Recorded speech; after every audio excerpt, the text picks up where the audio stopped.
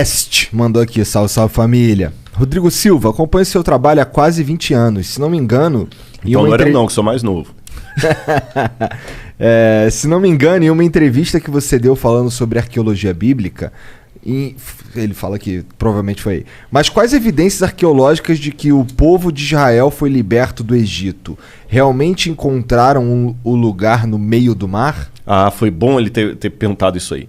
Tem um falso arqueólogo, eu vou até gravar um vídeo, porque agora de novo os vídeos desse cara aparecerem, um tal de Ron Wyatt. Que ele fala que encontrou roda do carro de Faraó debaixo do Mar Vermelho, encontrou a Arca da Aliança lá em Jerusalém. É tudo mentira, sabe? E toda vez que eu dou palestra, o pessoal pergunta sobre isso, encontrou a Arca de Noé também lá na Turquia, e tudo falso. Tudo falso. E o cara tinha umas paranoias meio doidas, que Deus falou com ele quando ia revelar a Arca e tudo e tal. E agora alguém me mandou que ele fez de novo um vídeo. Ele já morreu. Ele era um anestesista de Nashville, Tennessee.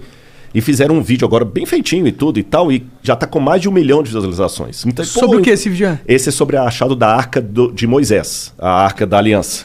Mas é tudo falso. Entendi. Você entendeu? Não tem nenhum arqueólogo com diploma mesmo que endosse o cara. Entendi. Não tem um. Bom, então, isso aí tudo é falso. Esquece esse negócio de roda de carro. Eu tive no Eiba, no lugar lá. Eu sei que é tudo falso, os lugares que ele fala. Lá em Nueiba tem uma coluna levantada lá que ele fala que foi Salomão que ergueu para marcar o lugar da travessia. Aquela coluna é romana, gente. Não tem nada a ver. Então o cara é todo furado. Entendi. Todo furado. Mas quais são os indícios de que Israel saiu do Egito? Em primeiro lugar, lembra aquilo que eu falei. A história passada é uma história fragmentária. Eu até dei o exemplo aqui. Como se fosse um quebra-cabeças de 10 mil peças. Faltando um monte, faltando a maioria. Então, assim, não é só história, arqueologia bíblica, não. Isso vale para a arqueologia da Grécia, a arqueologia de Roma. A biblioteca de Roma se incendiou nos anos 60, não 1960, na época de Nero. Depois você teve também a queda da Biblioteca de Alexandria, em 691. Depois você teve em 453 o incêndio da Biblioteca de Constantinopla.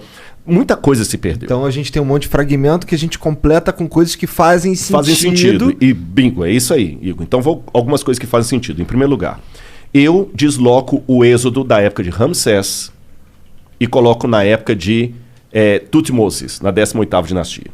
Eu sei que o desenho da Disney...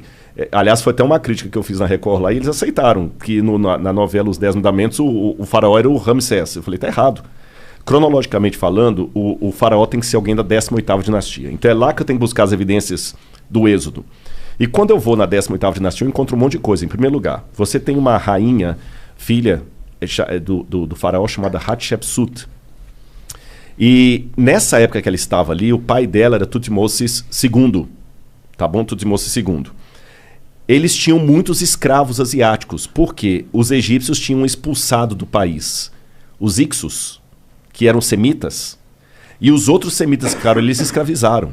Então nós temos muitas coisas da parede lá, deles punindo os egípcios, os egípcios não, os asiáticos, que podem ser os hebreus.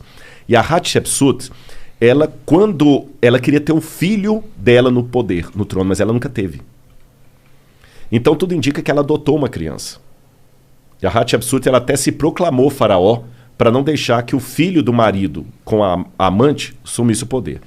Quando esse filho do marido assumiu o poder, que para mim é o Tutmoses III e é o faraó do Êxodo, ele assume, a primeira coisa que ele faz é escravizar os asiáticos. Você tem paredes lá mostrando assim, façam mais tijolos, igual a Bíblia apresenta e tudo mais. Aí, curioso, que quando você vai na tumba dele, você descobre algumas coisas curiosas. Daqui a pouco eu vou lembrar o ano que a tumba foi descoberta.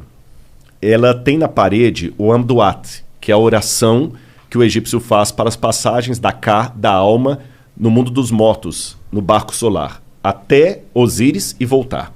Na 12ª oração da Amduat, tem uma oração de Tutmoses assim, que aqueles que morreram com ele na grande inundação e não tiveram oportunidade de ser mumificados, que tenham o seu corpo preservado.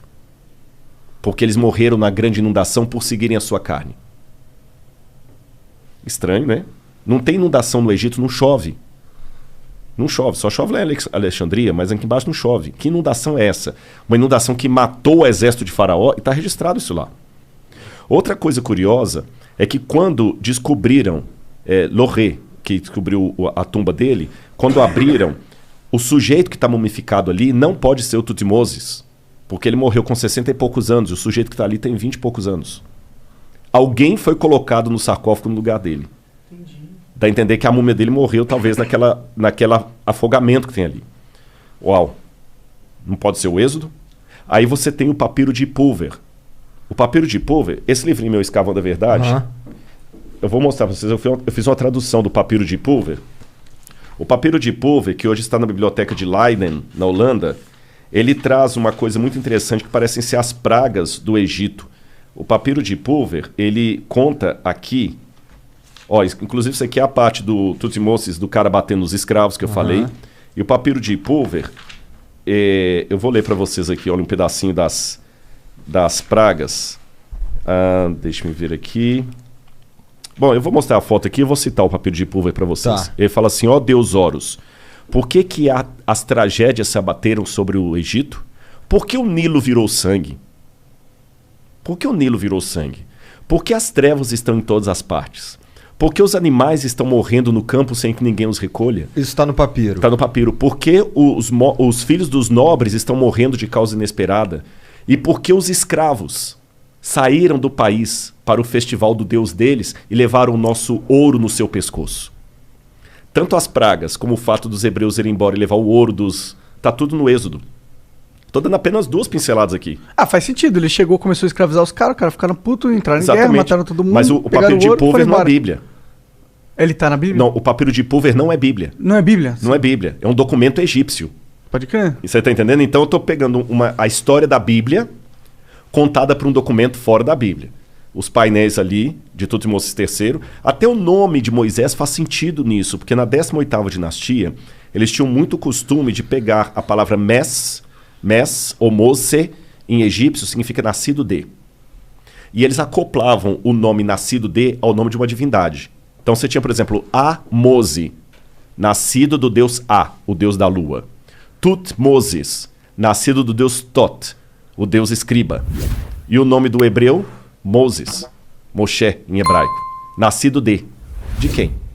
Parece que quando ele entregou para o deus hebreu, ele tirou a divindade egípcia. Então até o nome dele é um nome egípcio. O livro do Êxodo tem várias palavras que vêm do egípcio. Não são palavras hebraicas. A palavra para papiro é egípcia, a palavra para Nilo é egípcia. Tem um monte de palavra egípcia. Então, eu só estou dando umas 3 ou 4 gotas aqui para ver que nós temos evidências acadêmicas que apontam para o Êxodo. Aí, o que é o êxodo exatamente? A forma é quando os hebreus saíram... Saíram do Egito, exatamente. Entendi. Que, na verdade,